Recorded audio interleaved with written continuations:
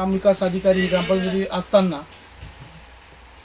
धनंजय देशमुख आणि त्याचे मित्र ग्रामपंचायतीमध्ये आले आणि यांनी सकाळी 10 वाजता अर्ज दिला तर आम्हाला ठराव पाहिजे. तर ग्रामविकास अधिकारी त्यांना एवढंच बोलले का संबंधित ठराव पाहिजे असेल तर तुम्ही त्याला उतारा जोडा. आणि ठराव जो होता तो वाळूमाफियासाठी जो उत्खनन थोडक्यात त्यांना खडी क्रेशरचा धंदा टाकायचा आहे आणि त्यासाठी त्यांना तो ठराव लागत होता.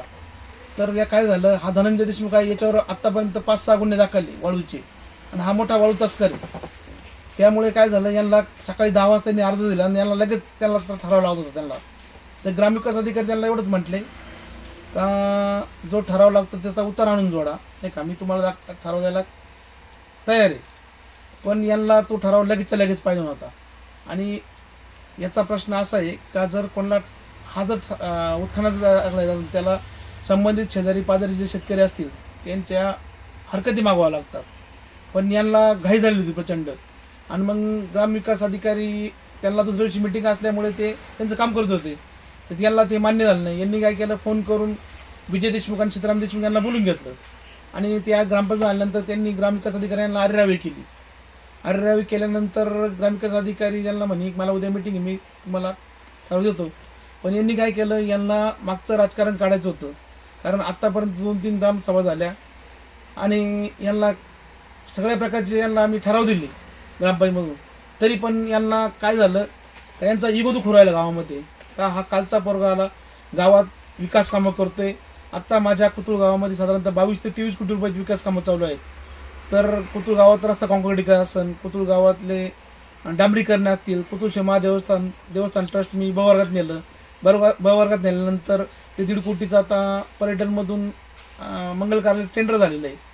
त्यानंतर 2 कोटी रुपये ते क्षेत्रामध्ये ब वर्गामधले पैसे आलेत. त्यानंतर गावातील बाहेरून जाणारे रस्ते, कोतुळ आबिदखिंड रोड असेल, कोतुळ नातनटाव रोड असेल, कोतुळ पिंपळदरी रोड असेल, हे सर्व रस्त्यांची कामं प्रचंड प्रमाणात चालू आहे.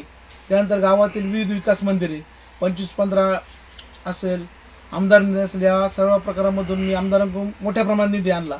आणि आमदार साहेब माझं ऐकतात म्हणून ह्या लोकांच्या मनामध्ये असं झालं का हा कालचा मुलगा आणि आमदारांच्या एवढ्या जवळ गेला, गावासाठी एवढे कामं आणून राहिला.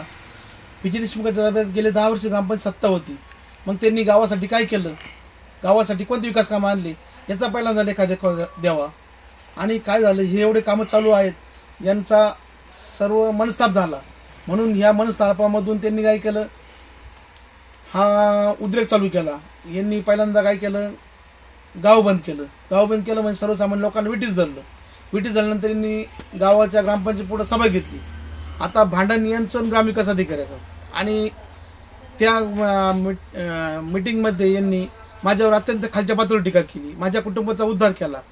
तर मला एकच सांगणं आहे, राजकारणाचं झालं पाहिजे इथपर्यंत ठीक आहे, पण राजकारण जर तुमच्या कुटुंबापाशी जात असेल त्याच्यातून तुमचे विचार कसे हे जनतेला कळायला लागले का तुम्ही किती खालच्या पातळीवर जाऊन टोकात जाऊन विचार करतात. तुम्ही काय लोकांना ज्ञान पाजणार. तुम्ही एक अधिकारी होते आणि अधिकारी असताना एवढा माज करणं हे बरोबर नाही. माझी एकच विनंती आहे की गावातलं वातावरण बिघडून देऊ नका. गाव सर्वसामान्याने गोविंदांना नांदत आहे, गावातले विकास कामं चालू आहेत. तुम्ही जर म्हणतात माझी आमदार खासदारांची ओळख आहे, त्या आमदार खासदारकीचा उपयोग गावासाठी करा. गावासाठी तुम्ही कोणता निधी आणला हे एकदा स्पष्ट करा. कोरोना काळात मी 548 लोकांना कोरोना सेंटरमधून सुखरूप बाहेर काढलं. याच्यात धामणगाव पाटमधले काही कोरोना पेशंट असतील, पांगरीमधले असतील, मोगरसमधले असतील, पिंपळखांडमधले असतील, त्या लोकांच्या घरी जाऊन जरा एकदा विचारा बबलू देशमुख यांनी कोरोना काळात काय केलं. मी माझी हुशारकी सांगत नाही, पण त्या सर्वसामान्य लोकांमध्ये जाऊन मी माझं काम केलंय. याची पावती जनता मला देईल. तुम्ही मला ती द्यायची गरज नाही, पण तुम्ही लोकांसाठी काय केलं याचं पहिलं तुम्ही उत्तर द्यावं लागेल. आणि ह्या उतराईतून मी जनता माझी उतराई करेल, तुम्ही माझी उतराई करायची गरज नाही.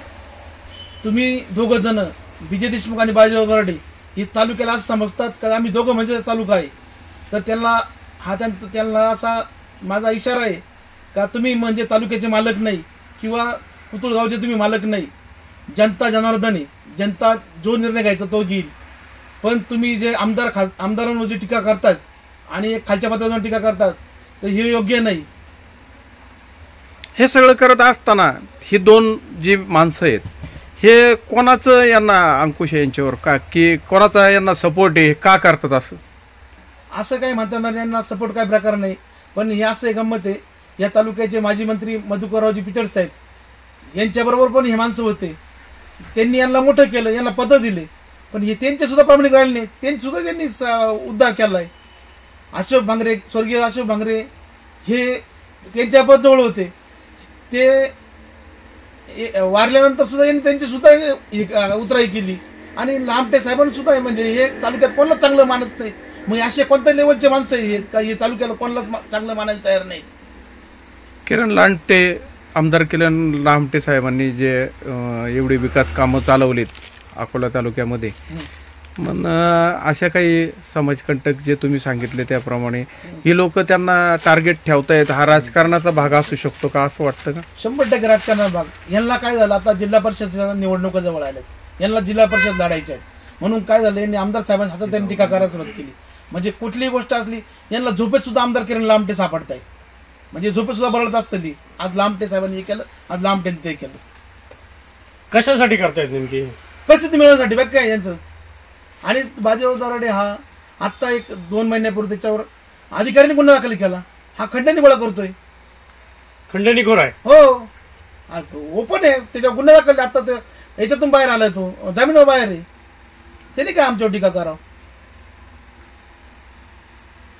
आता काय अपेक्षित आहे प्रशासनाकडून आपल्याला?